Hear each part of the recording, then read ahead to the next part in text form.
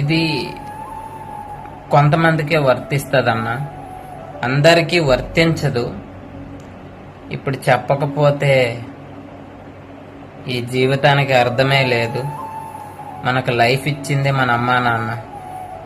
అమ్మా నాన్న మాట మానేసి పెళ్ళం మాట విని అమ్మా నాన్నలను రోడ్డు మీద వదిలేయడం, అనాథాశ్రయాల్లో వదిలేయడం ఏంటన్నా?